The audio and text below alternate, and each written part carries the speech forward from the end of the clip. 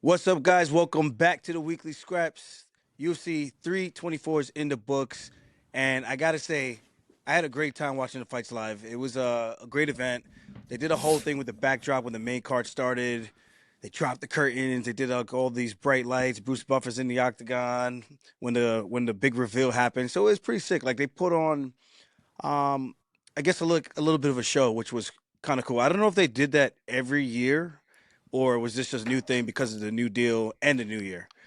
So either way, it was cool. It was dope. Great experience, and being there live, you could feel the energy. Like the fans were just happy to be back and enjoying the fights again. It did feel good watching UFC again. It was like it was refreshing to be back.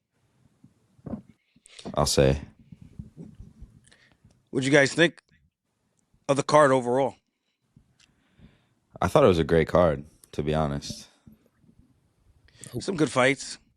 Overall Uh, fun, top to bottom, right? yeah, I feel like the openers. I know we lost a few fights, right? There was some craziness that happened. Some Some weight questions. misses. There was the Michael Johnson, Alex Hernandez fight. We're not really sure exactly what happened with that one. The Cameron Smotherman thing was atrocious. That was crazy. Bro, my Uh, man face planted. You see the video Face of planted. Bisping? You see the Yeah, video of talking. Bisping? I thought You that got was one AI. job.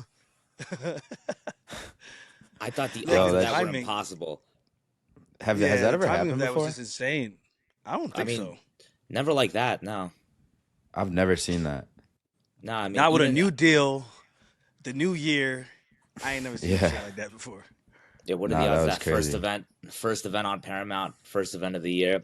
I mean, it's definitely happened before, but just never, I think, in the public eye. Like you've definitely heard of the stories of guys passing out and things like that. But Yo, that um, shit went so viral. Even my girlfriend's mom, who does not watch UFC at all, was like, "Yo, who's Jake? Who's Cameron Smotherman? Do you know him?" And I was like, "Yeah, he's the Yeah, guy who fell over." Yeah, and they were like, "Oh," everyone in the house was like, "Oh yeah, that shit's crazy." yeah, that's all I can That's say. a That's just terrible crazy. look for the fucking. Do you think they let him go cut to that weight class again? Yeah, he said it wasn't the weight cut. You ever like sit down and get up too fast? But my only thing with that was he was standing the whole time when you're in the back room. So then you go to the scale and then you step off. That part was like, are you sure you didn't cut a lot of weight? Because It's in definitely my the weight cut. experience, that's the weight cut. So You wait, get like lightheaded. by that logic, it's like okay, if you so you're saying if you weren't cutting weight, that still would have happened if it wasn't the weight cut? Like I don't think so. I don't believe that. And I understand Dana's approach and stance on it, like saying like I don't know, I'm not a fucking doctor. I'm like, yeah, I understand, but I think all roads lead to the same conclusion. Yeah, it was probably the weight cut, maybe some dehydration, maybe lack of fluids, not being able to be as coordinated as you normally are. So I would say it's more than likely the weight cut. And I'm no Yeah, doctor. I don't usually face plant just from getting up from a chair. So Yeah, I don't know if a degree needs. I need a degree to yeah, kind of to kind of attest to that. what Uh, what'd you guys think of the main event?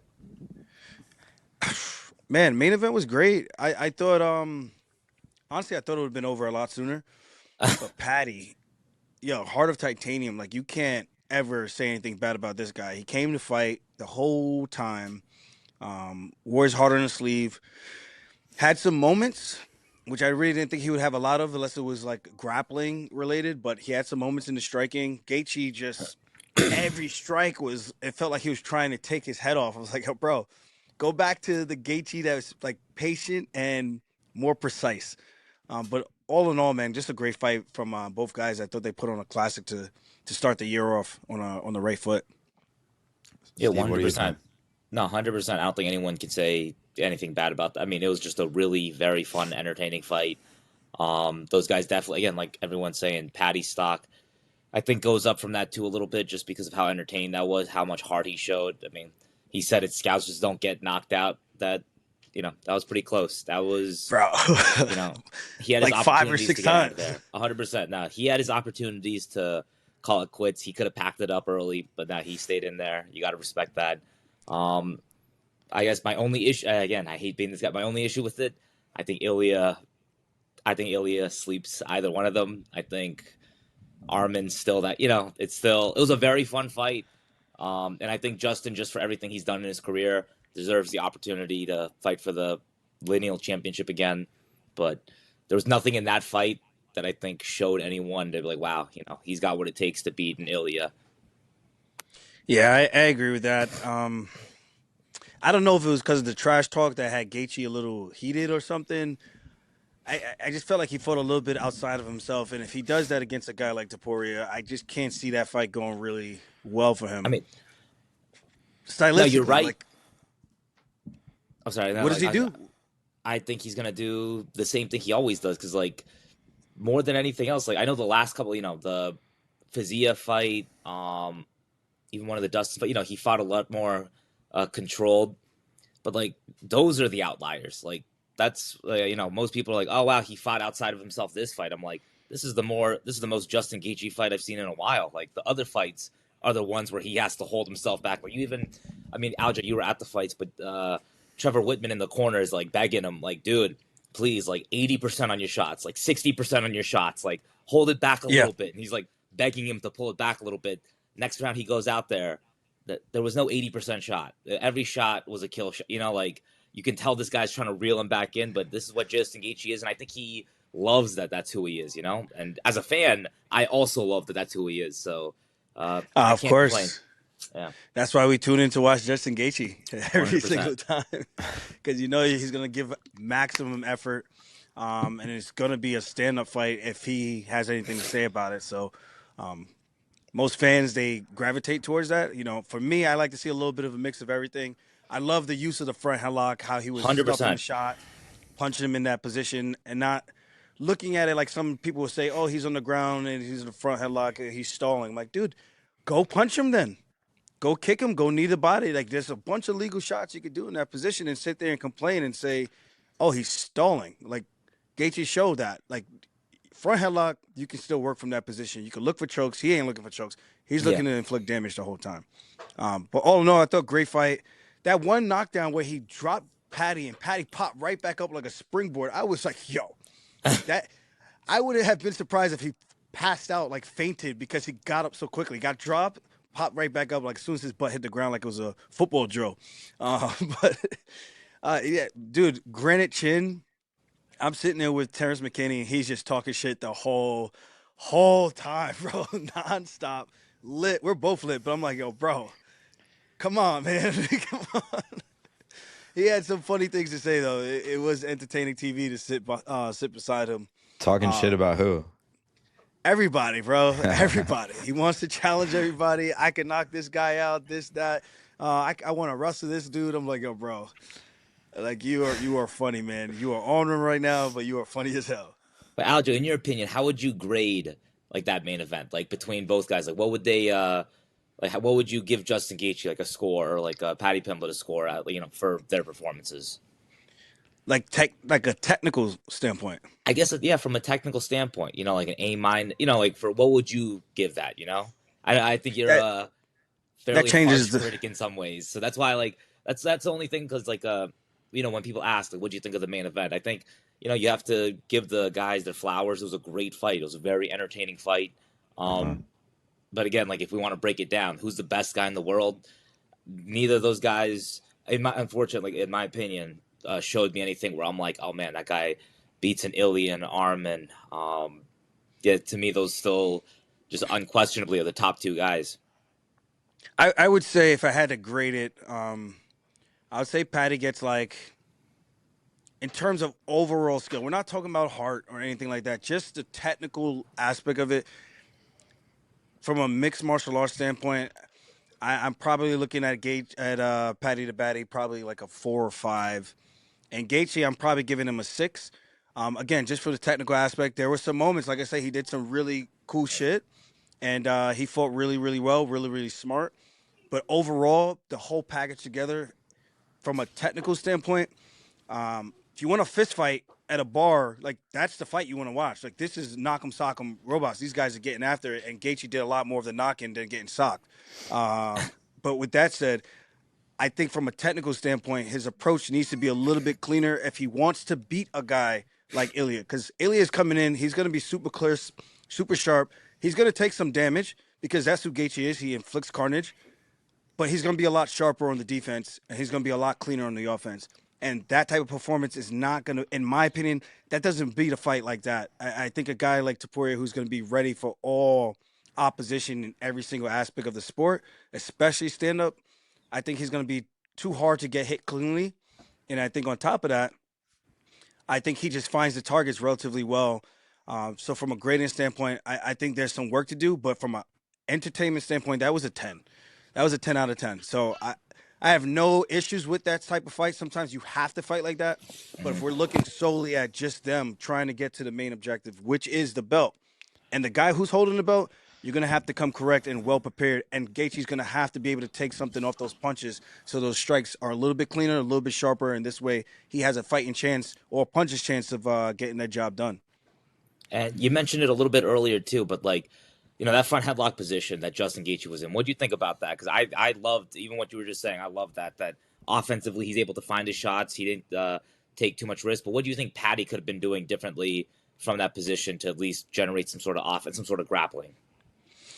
I mean, he was trying to like reverse wrap and grab the grip, like the hand that was between the head. He was trying to, the one that was between the arm, he was trying to trap it. It looked like he was going to maybe do like a trap and roll or something like that. I do think there was an opportunity for him to almost posture up on his hands. I know Gaethje was pulling his head down, but even in wrestling, when a guy pulls your head down, you try to pull your head back up. You grab the elbow, you post up. And again, you're talking about Justin Gaethje. He's trying to take your head off with all these punches while you're in that position. But the moments he's pulling you down and you can't move, elbow, you could control the wrist, or elbow, post up. Try to get some height with your chest so you could try to slide underneath him and at least get to a single leg position where you can wrestle up, maybe even get to a body lock. He tried to go to the body lock position in the 5th round. I'm like, brother, if there was any opportunity to do that, it's in the 1st round when you're the most freshest, so that you can have a fighting chance to at least get the fight somewhat in your favor, maybe do some damage, maybe even, threaten with some chokes or something like that. But in that position, I just don't think a lot of guys are well versed in that position. I think they kind of get there and it's just like we don't really know what to do. And again, I'm not trying to make it sound like I know it all, but in a wrestling world, you can actually move from that position. Everyone bounces your head off from the mat in a wrestling position from a front headlock. It's up to you. How do you counter that? Elbow, control the wrist, try to create some space, maybe even sucker drag, maybe even use that. If Gaethje tries to stand up, there's an opportunity for you to reshoot and grab the leg while he's trying to back up. As he's backing up, you're going forward. So there are definitely some takeaways that both of these guys could look at. I don't know if Paddy's going to ever be in a situation like that where he's fighting a guy who's going to be posted him in a front headlock and fighting from that position. But this is just food for thought and things that they could both utilize for the future. Yeah. And the reason I even asked that was because I think it was in your fight with Cejudo. He had that similar position. He had a front headlock on you, and I think maybe you like knee slid through and you're able to almost drive through a double, put him to cage. Right away. Right. Right away. But I was saying, like, this ain't test. This ain't Tekken. This test. This guy. Look, I'm not trying to hype him up, but I'm like, you know what? Like, there are options from both guys. So like, a lot of people are complaining, like he's trying to stay in that front headlock to kind of stall out the fights. Like Justin Gaethje didn't stall the fight. He was able to posture. He was able to punch. I mean, Gene Silva, same thing. He didn't stall the fight. He jumped over the man like Super Mario and bounced on him. Like, you can do whatever you want from there. I don't even know if that was legal. I mean, I don't know. Technically, he jumped on his spine. Yeah, you can't punch the spine, but you could jump on it. I'm like, all right. It's kind of like the Super Mario jump. I think he's like trying to stomp him out like a Goomba. Yeah. Jake, do you even know what a Goomba is? All right, it's in the Super Mario thing. Yeah. It's like the brown little mushroom fucker, right? Yep. Yeah. But, I mean, overall, I didn't want to get the great fight though. Yeah. So I'm not bashing it, but one of just to your point, Steve, one of the things that McKinney and I were talking about was stalling, and he was talking about stalling, like people stalling the fights and stuff, and I go, bro, that is one of the most hated arguments that I have. I go, you can't go ape shit for 25, 50, or 15 minutes. It's impossible. So I'm like, what do you think people do? Like they go to the gym and they just sprint for 15 minutes when they spar? Training is not like that. So why would people expect when you're in a fist fight, you're supposed to do that? So I mean, respectfully, Terrence McKinney definitely fights like that. That's how he fights. But he also goes in the same breath, I got to take your approach, Aljamain. As a guy, I got to start doing more like you, like taking my time. I'm like, yeah, you're not stalling. You're literally, it's a chess match, a physical chess match. You have to take your time. You have to pick your spots where you want to attack. Because if you keep sprinting the whole time and you don't get him out of there, guess what? He's probably getting you out of there. So pick your poison. I like to go home with both checks. So if it's stalling for me to circle a little bit and try to find an angle for when I want to attack, when both guys are posturing, they're just looking at each other, just feigning. It's not stalling. You're taking a tactical approach. When you get into a clinch, I don't want to let go because I might get elbowed. So I'm taking a tactical approach. Like, it's not stalling unless both guys are saying, you know what, let's have a gentleman's agreement. We're not going to move here because no one wants to give up an advantageous position. Okay, ref, come in and break it up. You know what I mean? It's just same like with wrestling. If you get into a position where no guy can score, I take a shot, you stuff the shot. I can't move, you can't move. If I move, I give the takedown. And if I move, I maybe get reversed. Okay, stalemate. We're back on the feet. We could do that in fights. This way, it's not a prolonged thing where guys aren't moving for a long time. So I get some of the stalling, but for the most part, I think a lot of it is more tactical than people want to admit. And they think because you're in these positions that you can't do anything. It's like, yeah, you can. You just lack the creativity to want to find something or find an opening. Or maybe you're just dead tired, and that also happens. It also happens. But that was my rant. So, That was my stalling rant. Steve, earlier you said like Patty's stock might have gone up. I feel like before this fight, there was a lot of like the real fighters or like the people who really appreciate like the meritocracy of this game didn't really respect Patty. They kind of looked at him the way people looked at Sean, the way they were like spoon feeding him good matchups. Do you think anybody can really say shit about Patty after yesterday and Well, when you say like discredit him after like the heart he showed? I mean, look, this is a tough sport, Jake. You can discredit anybody. But like with him specifically, the reason I said his stock went up was just he showed a level of toughness and heart that we never really had to see from him before. Especially for a 5-round fight, grueling 5-round fight to fight the way he did. I think very respectable. But if you're talking about again like the meritocracy and everything like that, like of course, like he shouldn't, in my opinion, have been in this position in the first place. I felt like he was. Again, like we were saying, fought Tony Ferguson, fought Michael Chandler, arguably lost to Jared Gordon. But you could argue that he was spoon-fed matchups, and even this matchup on paper, I picked Paddy Pimblett before the fight, which again, like that's on me. But you are fighting, with all due respect, a 38-year-old Justin Gaethje, that 37. 37-year-old Justin Gaethje that you can definitely say has some miles on him. But look. Just for the way he fought, you got to respect that. I'll respect any man that goes in there and fights with his balls like that, no doubt. And gives it their all. I mean, there's nothing else you could ask for. 100%. That's it. They want entertainment, and he delivered that. Yeah. And I think when you're talking about the O'Malley route, the McGregor route, any type of superstar that they've built up, you can even put in Darren Till, like just guys that they've given favorable matchups to. Sometimes it's going to happen like that because they know what they have. So I understand it from a business standpoint. But then when you get into a marquee moment like that, I think it gets a little bit tougher to cash in on that check just because you've never fought opposition like that before, right? I mean, he did have a little bit of resistance with Jared Gordon. But that was probably the last mistake that those guys made on their end. Like, okay, we got to really, really be a lot more selective on who we give them for matchups. They gave him Tony Ferguson. They gave him Michael Chandler. And then they slowly but surely built him up to a position where he could fight a guy for a title and people won't get mad at it. It wasn't the right guy, but people wouldn't be mad at it because he's fighting a tough dude. And he had a chance to cash in on a big ticket. Came up short, but it's part of the fight game. Like, he's going to bounce back. And like Gaethje said, he's been in that position that Patty's been in before, and that spoke to me because I truly understand what he means by that. And you just got to dust yourself back off, try to reinvent yourself, and come back stronger. Yeah, definitely. Gaethje's going to be next for Ilia. Probably. We kind of talked about it in the chat before. Yeah, most likely. I mean, he's the interim champ. How do you guys see that fight going? I feel like, well, actually, yeah. How do you guys see that fight going? Steve? I mean, here we go. I think Ilia gets to him. Hey, dude, I don't know who I'd pick against Ilia right at that weight class. I still think he gets to Armin. I just think Ilya is that guy right now. Again, who knows? Uh, because his personal life, he's got some issues right now. Obviously, you never know how the guy's going to come back mentally from that stuff. But I think he is just technically that guy. Um, yeah, and I think all the factors definitely are in his favor. Again, just like we were saying before, Justin Gaethje, 37 years old, a little long in the tooth. He kind of says it too, like this is his last hurrah. I think win or lose, this might be his last fight. Uh, whether it's with Ilya, whether it's with Armin.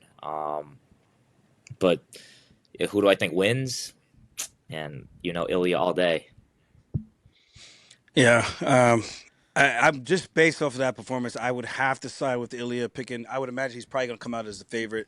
I think just because of the obvious, the stats for strike count, offensively and defensively, Gaethje's willing to take one to give you a big one, and I think could be a critical mistake against a guy who hasn't been knocked out before, where Gaethje has been knocked out, right? So you have the mileage, you have that. And I think there's more ways for Ilya to win, especially if Gaethje's not going to come out and use that All-American wrestling. And I think if he were to sprinkle a little bit of that in, not looking to take him down and control him or take him down and take his back or something like that, but take him down where he can land some damaging shots that actually count for something and slowly chip away in that fight, get Ilya a little bit tired, take those power and pop off of his punches, and then make that fight a little bit more favorable for himself in the stand-up department, where now his punches are coming maybe a little bit slower, and then this is an opportunity where someone like Gaethje can strike and possibly have success. But will Gaethje do that? I have no idea. I think round one is going to be a very, very dangerous fight for both those guys. But I think the guy who's probably in the driver's seat in round one would probably more than likely be Gaethje. But Gaethje has to get back to those calf kicks too. I think that could be a huge weapon he could utilize, shelling up and just car crashing those kicks. We've seen Ilya and his brother be a little bit more susceptible to that because of their bladed stance. They're so far back here on their back foot, and when they're going to jab, they step in on that lead leg, but they're light enough where they can spring backwards and come back with that cross. And of course, the body shots are going to come in too. Gaethje's stance is a little bit more open. He does that pimp step that he likes to call it, and that's actually what he calls it. Yeah. But I just think from a technical standpoint, if I'm Gaethje and I'm game planning for Ilia Topuria, these are my ways to win. And can I stick to the game plan for 25 minutes or less? And I think that's the only way he gets it done. Because if he gets into a slugfest where he starts trading, I think the guy you're probably going to favor in that situation is probably the shorter, stockier guy in this one, who's shown to have bricks for hands. So it's an interesting fight nonetheless. But will Gaethje mix it up? I don't know. It's hard to really say. I mean, respectfully, he hasn't done it yet. I don't know. If there's a time, it's now. You're gonna say in his last fight of his career, he's gonna be like, you know what? Now's the. I hope that'd be awesome. I think exactly like you're saying. Like if he came out like that, that is his best chance of victory, 100%. I just don't think he's that guy. Yeah, but I'm not thinking come out and try to do a Mofsar, try to come No, out no, and try no. to Just to even have or Ilya Khabib. think about a takedown, I think would change the tempo of the fight. Even just to Yeah. take him down, get land some good shots, get him to start thinking about that. That even what you're saying with the calf kicks, I love. I think these would be like his main methods to victory. Quite frankly, I just think once the fight gets going, Yeah, dude. If your greatest two weapons are these, how do I take that away from you? Mhm. And how can I stick in the fight long enough to gain some momentum and possibly take the fight? So those would be the path to victory for me, for Justin Gaethje, in my personal opinion.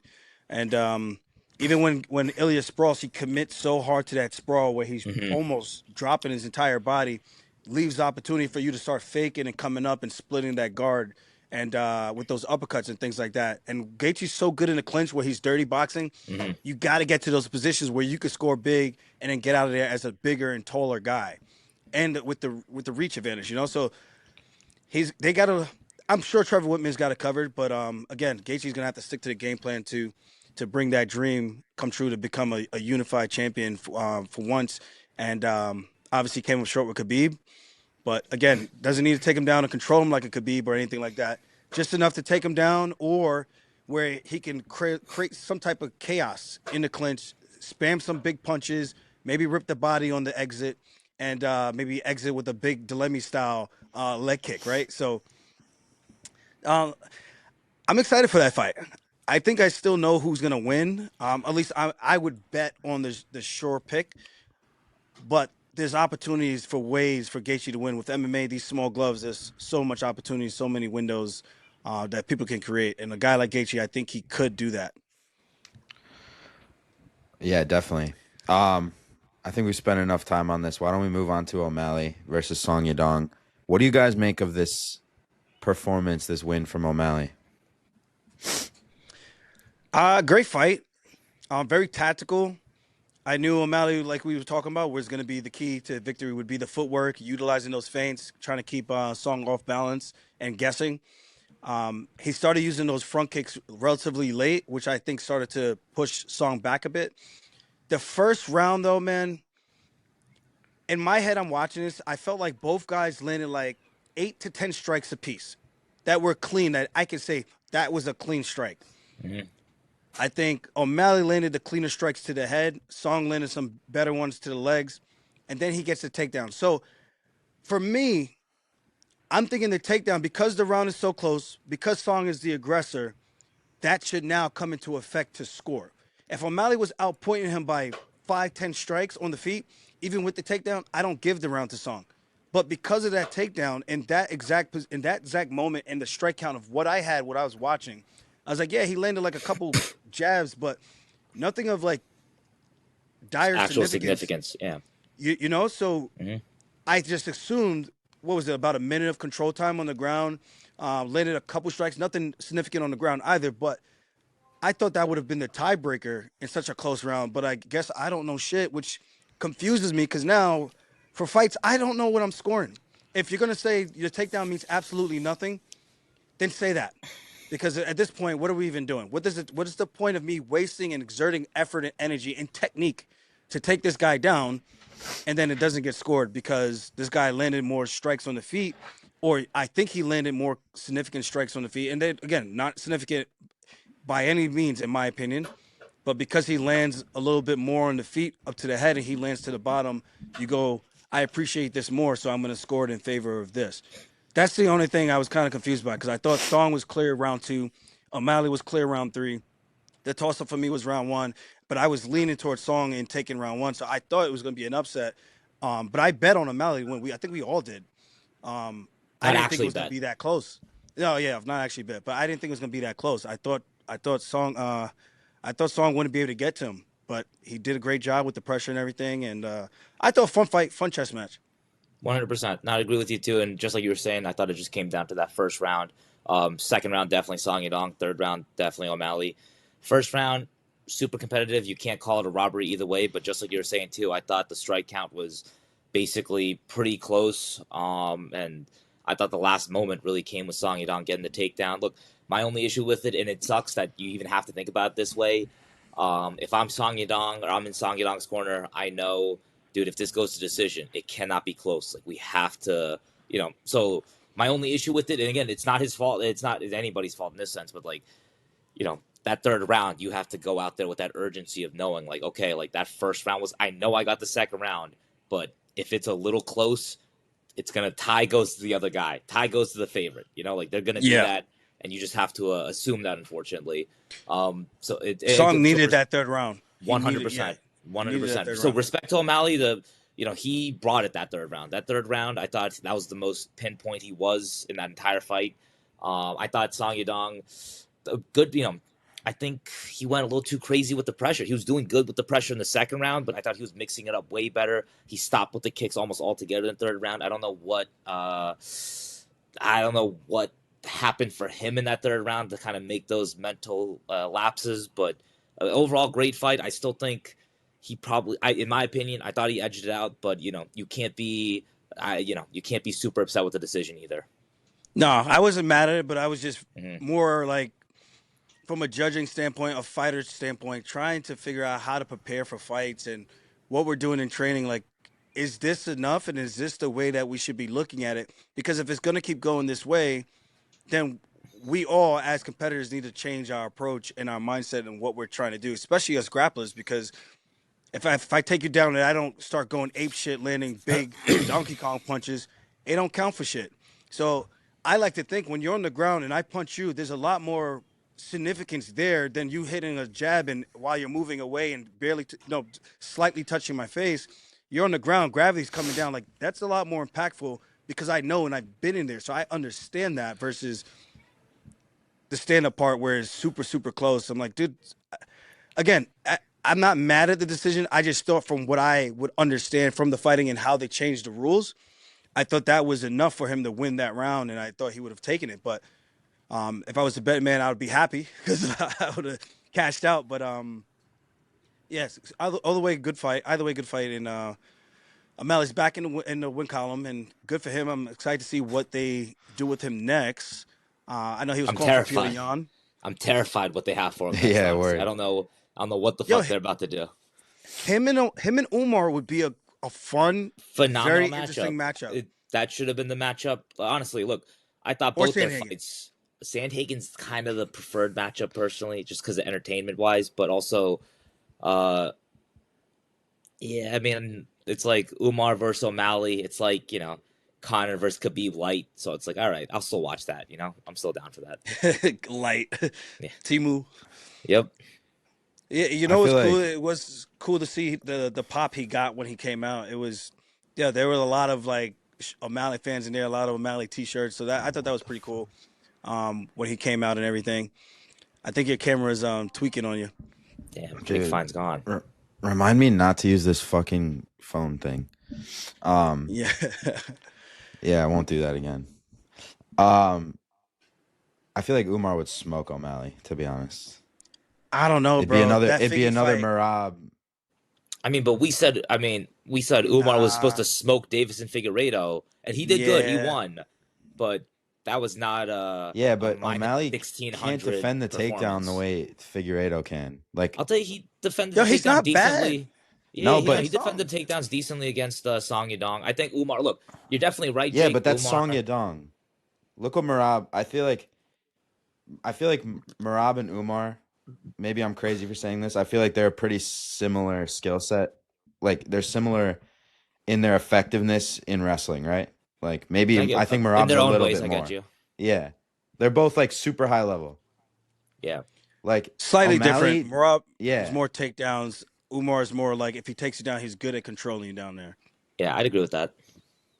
but like No, I feel like honestly, a guy like O'Malley, Umar's gonna be able to take him down pretty easily, I think. And then once it's like, Bro, I don't agree. O'Malley's defense is better than you think, man. I'm telling you. Even from Maybe. experience, even for me having a really off day, I feel like in my off days in the gym, I can still get guys down. I might have to shoot a couple times, but I felt like he still did relatively well. Even with Merab, he's defended a couple of takedowns. Now Marab's not committing to every single takedown 100%, but I got to give him credit because I truly do think he can stop some of Umar's takedowns, especially with his height and his length. If Umar shoots a single, he does a good job of like just escaping with that one leg, putting his hands on his hands and freeing his leg.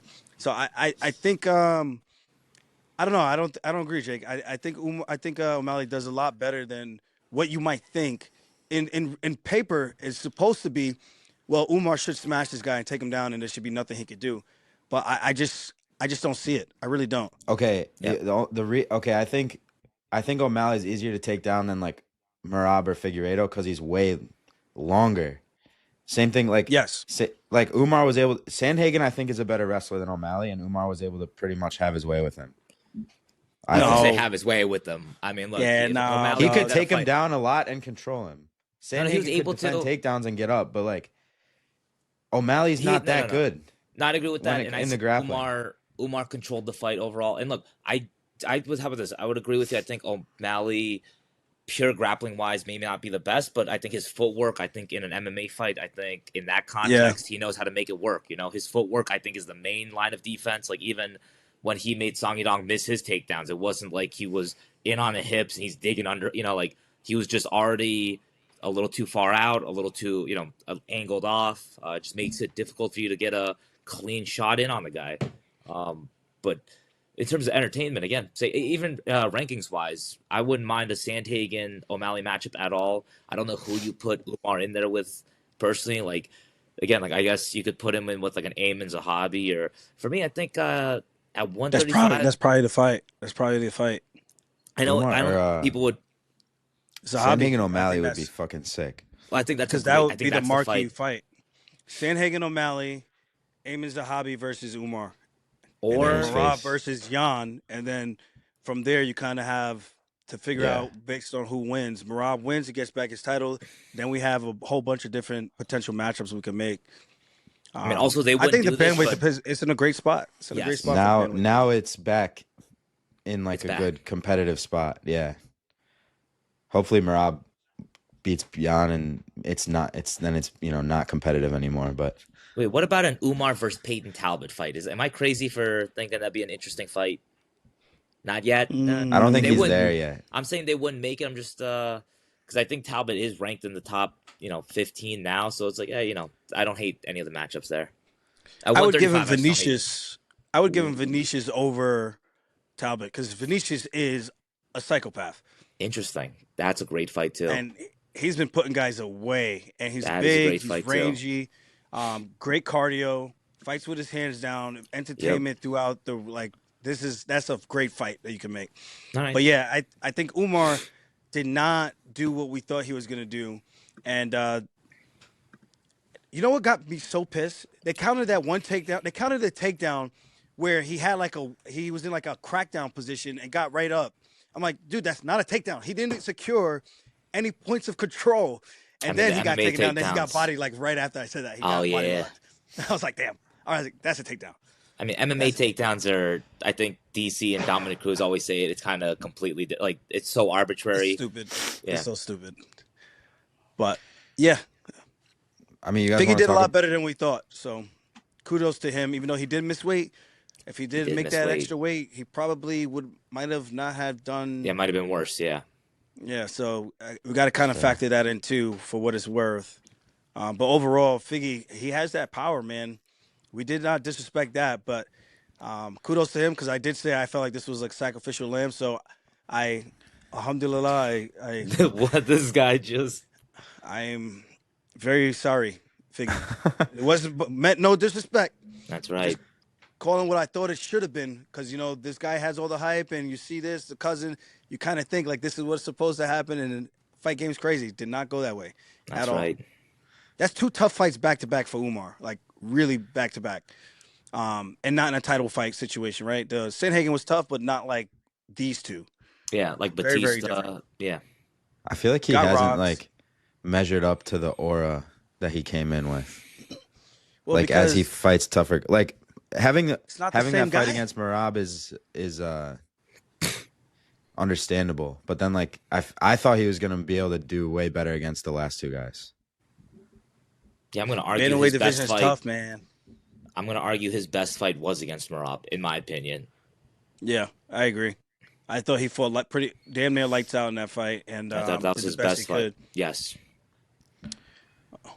Yeah. But yeah, what else we got? What do you guys think about the bonus structure being changed? So now it's 100K for performance of the night and fight of the night, and then all finishes get a 25K bonus. Can't hate on that. Can't hate on that. The only thing I didn't like, Dana's taking away the discretionary bonuses. So he said that's completely going away now. Oh, I'm like, yo, yeah. dude, so if someone doesn't get a finish, you're basically saying your performance was good, but you didn't get a bonus for finishing, so I'm just not gonna give you anything. I think that should still stand. I think a high tide raises all boats, so that's the only thing I will say. Other than that, Gaethje, I love the rip on DC for that. DC, I love you, Incredible. but Gaethje was 100% correct, and DC didn't really know what to say. I was like, He damn. was flabbergasted. Actually flabbergasted. Yeah, he's like, yeah, his contract is still the same, my boy. Like my contract is still the same. I haven't heard any fighter say, because the fighters talk. Nobody has said one thing to me that they got a new deal, and the contract has gone up because of the new deal. So, as far as I know, we're getting paid the same. As far as I know, Yeah, I mean I saw that coming. but The bonus thing is cool, but it's like it kind of doesn't mean that much. It means like a lot to like a young guy who might get a bonus, like a guy on his first contract. But like like Justin Gaethje said, he has 14 bonuses and it wasn't even $1 million. Like going from 50 to 100 isn't that crazy when you're making 750 already. You know what I mean? And the company's making an extra like 300 million per year guaranteed just off the Paramount deal than it was the year before. I mean, look, Yeah. respectfully, this is awesome that they're doing this, but the bonuses were 50,000 in like 2006. Like with Yeah. inflation and everything, this is long overdue. It's all good. Like Jake, even what you're saying, like yeah, $100,000 Inflation. and for a guy. $100,000 isn't a lot of money. Well, no, Like, like between. I mean, for a It guy that is. has, yeah, no, it is for a guy nah, who but like is. that shit can go really quick and like the people paying it out are billionaires. Like they're making Of course. 7.7 billion. There's so much money to go Alright, Yeah, around. but Jake, just like Just you're so even they saying don't too, roast though. you. Just No, so they they can don't roast me. you, I don't give Jake. a fuck. No, we're just so it's perspective. We're talking 100,000 is not a lot in comparison to what the company has, right? Yes. That's But the distinction. 100,000 is a No, lot. I know, but even like Yeah. it's not a lot to go like fuck, my camera went out. Can you hear me still? Yeah. Yeah, we can stay here. Okay. So it's not a lot, or should I You're let just me a just little. wait? You're Let just me- a little ugly. well that's Oh, true even Jesus. when the camera's working. Hold on, I'm just gonna wait till the camera's back on. Nah, just talk like this. All right, fuck it. It's not a lot. Like, okay, for the amount of brain damage you have to take for a fight of the night, and let's say you get 100K, and then that's the last big check you ever get. That shit is not gonna really change the course of your life. That like, no, Jake, if you're breaking it you know down what I like mean? that, then 100. No. If you're breaking It's it not down a like lot that, of money. You should yeah, be for a getting lot like of guys. a quarter million would be sick. Look, but also if you're breaking it down like that too, I remember. I think it was Dean Thomas. He was on your podcast, Aljo. Mhm. It was a while ago, and you guys were talking about fighter pay and stuff like that. And he had a take which I know a lot of people hate, but I'm somewhat in agreement with a lot of times too. He's like, like I think like fighters are criminally underpaid, which is generally true. And he goes like, yeah, but then you watch some of these guys fight, and you're like, this guy shouldn't even be making 10-10. Like I don't even know, like how it's like at one point when and again, I hate to be this guy, but like at one point when the UFC was like, okay, like these are the only guys that are UFC, like these are the only guys that can make it, like, yeah, then I think it was a little different. But now it's just so, in my opinion, commercialized. Yeah, just 10 and 10, whatever. Like these guys are only going to be around for 2-3 fights anyways. If he makes $100,000 bonus, Great. like that's great, awesome. Like first of all, those bonuses for a lot of these guys, like you were saying, Jake, for a guy that's just coming up, that's leverage for the UFC to be able to be, like you want a bonus, you got to do this, like it's just all plays a factor It's into just it. like But here, dance. yeah, exactly. But I Yeah. think it would be way cool if they were like minimum contract is like, or like second contract. If you get to a second contract, it's a guaranteed minimum. You know what I mean? At least Yeah. like No, I agree with where that. it's like this is now the floor. That would be cool because then it's like, all right, now every fighter is like, What would to that me, be? That's a I don't Because 50 and I 50? hear Or- guys now are getting in at 10-10. When I got in, it was 8-8. And some people were trying to tell me it's 12-12 now for your debut, which I can't sign off on because I don't know for sure. But I'm pretty sure it's still 10-10. Maybe now with the new deal, new guys that get signed will probably come in at 12-12. But I agree. I think if the second contract you make it to that gauntlet yeah. and you go 2-1 or 4-0, you should be able to come in on your second contract at 50-50. Where my second contract I came in at 30-30. So. Even I like fought out honestly, like 8-8. 70 and 70 would be pretty cool. Yeah, like- but I just so you're not like going too crazy, just so it's reasonable. Like there's nothing you can say that's unreasonable about a guy who made it to his second contract, right? I agree with you I went 100%. 8-8, 10-10, 12-12, and then I fought out my last fight thinking that I was gonna get a Sage Northcutt payout because he was getting 40-40 in his debut, and I got 14-14 in my fourth fight or my first contract, and that was my third finish in a row. And I didn't get a bonus. I got a small discretionary, which was probably $5,000, I think, 3 or 5, something like that. Which I was happy for at the time because I'm not making a whole lot of money. I'm a gym teacher still. I'm coaching the kids. I'm doing anything I could do to hustle some money. Doing private lessons with my guy Doug Green. Shout out. Dougie Fresh. With that said, I think to get to your second contract and get 50-50, it at least gives you some type of security where if you lose your first fight or your first two on your new deal, you can at least make for the year 100 grand, barring no injuries or anything like that. So, and that's gross. That's not including expenses and whatnot with the 10% to your manager, expenses just to get to the fight. But at least it's doable where you can try to hopefully focus on this as a full time job. And then if you make it, you make it. If you don't get to your third contract, then at least you had a good run and you weren't left broke because this sport costs money to get some of these things, you know. So you're investing in yourself, hoping that you break it big. But let's be honest, 600 plus fighters on the roster. How many are going to make it to that top 10, that top 5, fight for a title shot? Hell, Yeah. very, very smooth. You got to be realistic about it. So It's also just I think like 50-50 would be nice. yeah, it'd be sick. And then yeah, it's just like that would be like a meaningful change for all fighters versus like The young guys. two fighters. Yeah, now two fighters every card get 50K more. It's like that's nothing really in the grand scheme of things. Yeah. So that's And then why if they I get a like bonus, you know, if they do get a Yeah. bonus, they get the 25 or they get the 100K. Which yeah, is, or like maybe there's like life a changing. minimum contract on your a minimum payout on your second contract, and then if you have more finish, like there's like incentives for finishes too. I don't know, like there that would be cool. But like Yeah. it seems like they're not interested in like reinvesting back in the fighters really. Like they're making all this money. Bro, Nah, their you just system get another works. contenders. Yeah, Bro. but it's Get just another I don't know. contender I guy just in feel there. like that's just like a long term bet. Like I feel like it never goes well for like This was me leaders. last year. You guys all made fun of me. I don't understand.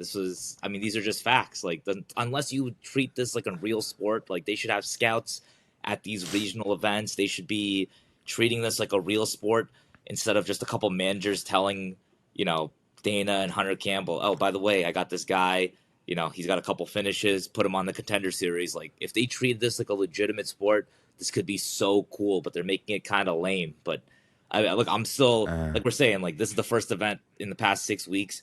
I was glued to the TV. Like I have to get my fix in regardless. But they could just make this so much more cool Yeah. for us. Well, honestly, like yeah, like I guess from like I still get it from the business owner perspective. Yeah, Like, of course. Why Look, would I pay more? Look, Like, Jake, I'm a capitalist. Like Yeah. I do believe, but at the same I time, like, pay that's Filipinos. this is my problem. shit. Like, this is actually my argument against capitalism. Like, you're ruining it for the rest of us. Like if you actually did this the right way, no one would like complain about capitalism. You wouldn't have people being like, oh, like we gotta go to communism. Like if you just did this with a little bit of decency, treat the fighters with some level of decency, pay the right way, don't create this ridiculous revolving door, like then I think you wouldn't have that many arguments against it. Yeah. Anyway, they also started the Paramount deal obviously yesterday, and people were very upset about the amount of ads that were being shown. Like for example, like Aljo, I know you were at the fight, so you probably didn't get to see this, but they had No. like all. I've heard, like, though. during walkouts, there was ads. When the fighters were sitting down, it would be like on the side of the screen, they're showing the fighter sitting down, getting like water and talking to their coach, and then like 90% of the screen is taken up by an ad, and like everyone was like I was even watching Dana White's press conference today, and it was like everyone was commenting. He should be called Dana Ads White. Like everyone was like bitching about how money, like all the comments in the Mac Life interview video were all about the ads.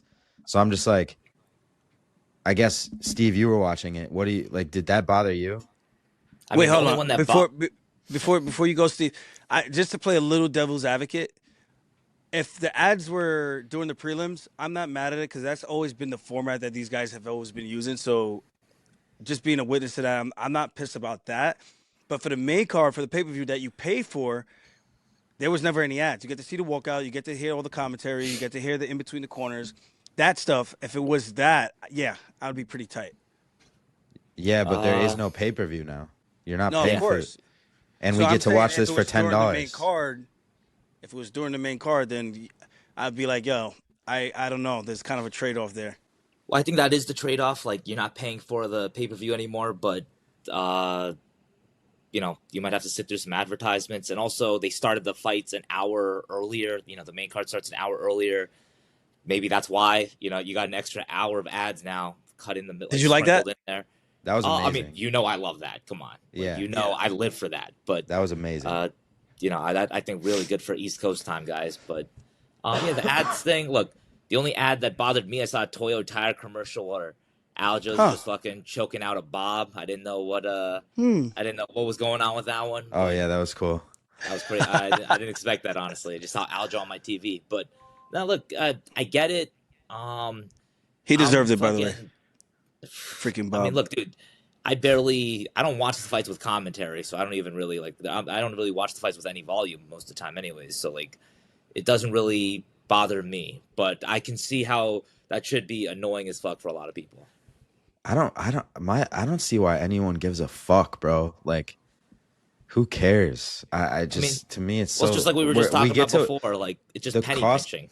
Yeah, but it's also, bro. We get to watch this shit for $10 a month now. Like, I agree. how do you got? They have to for them to recoup, just to break even on that 7.7 billion. They would need to get. I did the math today. It was like 64 million annual subscribers. Or maybe I'm wrong on that, but it's a fuck ton of subscribers. I think it was though, because like I mean, look, even I'm just gonna say, like, you're advocating for the business, which I understand, and I agree with you. As a business, like, that's right. Like, they gotta make their money back. but it's also we're privileged now. Well, no, I was just gonna say, as a fan, like, well, you say privilege, What? but like, what do you mean? Yeah, like, Because as a fan, it was way better. it Like, used to cost per month what it cost to watch UFC for the whole year. well, how often were you paying for the pay-per-views? Even if I paid for it once, that's the whole year that I'm paying for all of them now. I'm Pretty gonna say much. a lot of guys were not paying at all. So like, that's what I'm saying. Like, we just gotta be Yeah, fair but then they had a about it. Like, shitty stream that was 3 minutes behind, and there was some Russian troll putting animations on the screen the whole time. and I'm gonna say too, like, And even- every time you got to the main event, the shit would crash, and you'd have to go to a different I'm not- stream. I don't I'm know not anything sure. about this. I don't. I'm not I sure don't I'm do those completely activities. crazy either, but like, weren't the pay-per-views? They had advertisements on the pay-per-views on ESPN. Like, I feel like for a while they've been When? doing advertisements. I'm Not almost certain. during like this is a different level. It's like every fucking this Constant. Yeah. this nut shot break is brought to you by fucking Toyo Tire. Yeah, like okay. everything. But like, I'm exaggerating. At least you get to but, see me. You get to see me. Yeah, that to me that's sweet. But like, I don't see why. Like, who cares? Get over it. Every other sports show has ads all the time too. I just don't see like they got to make their money. We get to watch it for way cheaper. Like, cool. I don't see why. I see both anyone sides. is bitching. Yeah. But the pay-per-view, it just feels more raw when you could hear and be. It's like you're there when you're home. That's the only thing for me. Like I like that experience. I get to walk out with the fighter, even though I'm not there. But I get to see the energy. How's this guy coming out? What's the demeanor? In the prelims, they always cut it. Maybe here and there they show it. Maybe if they don't fill the ad space or something like that. But damn, doing the main card, especially on a big pay-per-view, that kind of sucks. I kind of side with. But the it fans wasn't on like that one, 'cause- it wasn't like a commercial popped up and you were like out of the fight for a minute. It was like the fight was still on the screen. It just this other commercial's playing also. Yeah. And I don't even think they were like commercials with audio. I think it was just like a big graphic. Something I going could be- on at all I times. could be- yeah. yeah, like- no, look, I think But I'm the sport. I'm like, commercialized. whatever. I think NFL does that. Wait. Whatever. If I want to know from the chat, if you guys did not like the ads during the pay-per-view, like, or the main card, like, let us know in the comments, because I'm really curious to see what people think overall. Like, is it a big deal, or is it like this is like a game changer? Like, would you rather pay per month, or would you rather have it be ad-free? Like, I'm Also- curious to know what the collective would think. comment how much if the ads bother you or not, and if you're an entrepreneur or not. And I guarantee you, Jesus the people who run Christ. businesses are Oh going to my say the ads God. don't bother them because they understand how fucking profit and loss works. Okay? Everyone else is just gets a paycheck and they don't give a fuck and they don't understand how business works. So I Okay, guarantee Mr. you there's Jake going to be Fine. a correlation there. Steve, you understand? I understand. Steve, if you make memberships cheaper at your gym, but then all of a sudden there's a giant poster for a new sponsor that's offsetting the costs of losing those extra dollars on the membership discount, the people who getting the cheaper memberships shouldn't be fucking bitching about the sponsorship poster. You know what I'm saying? I understand. Like I'm Or not arguing. you know, Yeah, it's I like see both sides. I see both sides. like pay Yeah. $120 every pay per view then, or whatever it will cost. 60. Anyway, that's me Um, pissing everyone off for the week. So Oh, wait, we next didn't we week. didn't we didn't talk about the Gene Silva fight. Oh shit, great fight. That was a competitive fight too. That was I thought Gene Silva won, but that was a close fight. It was very, very competitive. I think that came down to the third round as well. Same. I was gonna say that right there. Like I thought Arnold Allen this close. Very good fight though. Really good fight. Great performance from both guys. And the stats prevail. Another southpaw down. Wow, what a crazy! I remember once you mentioned that stat. That got it for me. That is a crazy stat. So I started telling everyone when I was sitting down, I was like, so this fight, let me give you the inside notes. And everyone was like, you dead ass? I'm like, look it up. You're going to see. That's a Everyone he's crazy fought one. and Yeah. has been a southpaw. The one guy was Diego Lopez, who was Orthodox. I'm not saying Diego's, because he wasn't southpaw, he would have won or lost, but it's just a fascinating stat. Like, damn, this guy's like the hitman of southpaws. A southpaw killer. Great. Yeah, he does do well against southpaws. You can tell he does very tactically good things against Which them. is So really definitely- hard. Yeah, technically supposed to be, but he does. I mean, right now, like record wise, great against southpaws. Yeah. And And next that, week are that end Volkanovski, highlight by was the way. crazy. Oh yeah, Disrespectful. big one coming up. What are we doing for that? I'm gonna be in Albany, What, you'll be in so I'm Albany? hoping. For Yeah, I'm what? going to Cage Wars. Oh So shoot! if you're in New York, I I'll was- be at Cage Wars. I was trying to get some guys on there. Damn. Oh, that would have been sick. are you Yeah, gonna that'd come be visit nice. me in Baldwin? Probably not. I'm going in, make some money, come back home, show some love to the New Yorkers. Hopefully we could bring the rum in. That'd be sick. That would be a double whammy. But I don't know if we're gonna have time to do it at this point because it's obviously this weekend coming up. But should be some fun fights. I saw a couple of highlights. They got some tough amateur dudes up there, so I'm looking forward to seeing like the talent in upstate New York and seeing what they bring to the table. Yeah, I want to say one of the guys that's fighting on there just fought a kid that we had from our gym. I got one, but he was good. Tough flyweight. Ah, oh, um, What's his name? Jamshudinov. I don't know. Like, oh, he's fighting him. no, he fought him on the last fight. Oh, okay, got you. I was gonna say, you know how we do looking for a fight? We should do like looking for a protege. Oh. I'm gonna start traveling around to these AMI events and taking Yeah, look. one amateur under my wing, It's show him the horrifying. ways. That's horrifying. And by first, you got to do a 20-second chug. See, that's what I'm saying. You're gonna ruin some poor kid. Don't do this to him, Aljo. I'm showing them the light. I'm showing them Yeah. the light. Comment down below if you think that's incredible what Aljo did or very worrisome. That man was chugging Funk Harbor like water. That was, again, very impressive. You might I want was to. like, right after, like 5 minutes after I was like dying, it was like burning, bro. I had to drink so much water afterwards. Yeah. And then it started to hit me, and I was like, yeah, I'm on a wave right now. And all the fans, they loved it. They loved it. That was funny. Impressive. Steve, what the fuck were you at last night? What was Shout I out at Full last Violence. night? You were at like a fucking pillow fight? Oh, yeah. We had a guy fighting at a regional promotion. Shout out Dave. Second round sub last night. But on the prelims, they had a pillow fight.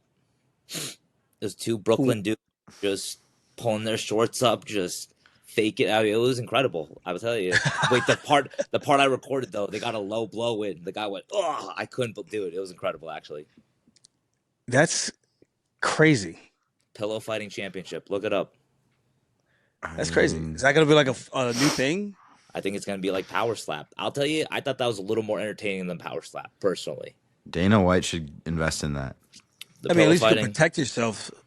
Oh yeah. By no, the way, the guy was faking very well. where is Power Slap? Have you guys seen Power Slap lately? Oh, they but dropped it because no of the deal. way. No, I'm No joking. way. I was gonna say, based on what I heard, I thought Dana's gonna double down on it, but who knows? Wait, so Paramount didn't want Power Slap as a part of the deal. No, I'm joking. I'm joking. very shocked by I that. know. Aljo's about to get. I completely made that up. It's fabrication. Oh Jesus Do Christ! not take this and clip it up. That's right. Aljamain Sterling says power slap eliminated by Paramount. I'm gonna get ruined. Imagine they're I like, can't. yo, here's 7.7 billion, but you got to get rid of power slap, and Dana's like, double down on power slap. Imagine. Yeah, that'd be All nice. right. Well, I was gonna say that full violence event we did was pretty cool though. Got to hang out with Nick Diaz a little bit. Oh, Touchy that's Feely cool. came down. Waldo Acosta came out. Cortez. I was like shocked he was there. I told his coach, I Wasn't was he like, fighting the next night? yeah, I'm like, why is he here? He's like, well, he's a heavyweight. It's a little different. He's not cutting weight and has to rehydrate like you guys. I'm like, fair enough. So I guess he's making a couple extra dollars. That's kind of cool. But it was an overall good event. Nice little pop up. I gave away a lot of free shirts and stuff. People got to sample the rum and whatnot, and did some cool hats. Only here for the Funkin' Rum. Yeah, so all that good stuff. But it was a good vibe. Good vibe with the full violence team. Good shit. All right, guys. And that's all I got. Hopefully, we got to talk about the fights at some point for next week. I don't know if we can get one. If not, then we'll do a post-fight breakdown. Aljo will break down one technique from every fight on the weekend. Not every fight, just one fight. We can get one later in the week, like Wednesday or something. You know what's funny? I had was it memory pop up on my phone? It was like an Aljo breakdown of some jiu-jitsu techniques, him showing like the three systems, like arm bar, triangle, omoplata. I'm like, damn, we need to bring this back. This was good. We should actually repost that. Yeah, right. Technique breakdowns. I'm gonna try to see if I could grab somebody to shoot the front headlock situation that Patty was in. Yeah, and be like, hey, by the way, this is what he could have done. This is what I did against Cejudo. If you want to look like a baller, this is what you could have done instead of just staying there. But those would rip for you, dude. Those would be cool. But also, for me personally, I just don't like feeling like I'm like, yeah, this is what look at me. This is what I would have done if I was. You did do it. You did do it. I know, but I just it gets weird. It gets weird. I'm not that guy who's like that. Henry Cejudo did it. Got like 100K subs in a year. That's the difference. It'd be real quick. It's just like it's one thing when a guy's just like, nah, this is what you gotta do. Like I do get that. Like even if they're right, sometimes you're like, yeah, it's not easy. But like this man literally did it to Henry Cejudo, like the gold medalist. Like that's why even like for Paddy Pimblett, it's like like NCAA. Justin Gaethje is an NCAA wrestler. Like it's really not easy to shoot through on his hips. It's like, Aljo, like you figured it out. Like you get there, you better learn how to wrestle. Like you can't. You just be like, oh no, it's really difficult. I just cannot do that, at all. Like I cannot do these big, you just got to do them. I'll give him the benefit of the doubt that he was just tired and just wanted to rest for a few seconds. It's fair. I'll just say that. Give him, Patty. I got your back, Patty. I got your back. I'm gonna say some big matchups, but never mind. We'll wait for this one for this weekend, and I think Kylie Friday. So I'll be in Albany on Friday night, and then Saturday I dip out Sunday. But we should definitely do something, maybe Wednesday. All right. Yeah, one of these nights for sure. But overall, I thought great fight card. I had fun watching it. I didn't get too lit this time. I was supposed to go party with Steve Aoki a little bit. He doesn't drink. He just likes to dance. But we decided to go home and watch Landman instead and just chill. We got to hang out with Marab, that's a crazy flex. Yo, like I was gonna go hang with Steve Aoki, but just went home to watch Landman. We were so tired, man. We were so many people. Long week. That's cool though. I was this close, but I might have done the same thing. I know Steve would have done that. I 100%. What's that? Would have went? Gone home to watch Netflix. Not to watch Netflix, but it's actually Paramount Plus. It's on Paramount. Whatever okay. I don't pay for. I don't pay for Netflix. Credit. See, I don't know that because I don't watch TV. I just grind all the time. So. Oh, my bad. Why not just grind even more all the time, like for eternity? Yeah, that's why I don't for eternity and eternity. That's why I don't sleep. Why even sleep? What is sleep when you're just grinding all the time? Exactly. You guys need sleep. I do need sleep. I do. The people who care about the ads need sleep too. Yeah, last week was insane, bro. Thursday, Friday, Saturday. I'm like burnt out. What are you doing tonight? today's a day of rest. Watch Landman some more. This It's is a really like good series. It's about oil rigging, which I didn't know how drilling with Billy oil Bob works. Thornton. Yeah. Is it That that? show Is that the looks guy? really good. I got No, to it get looks into good. that.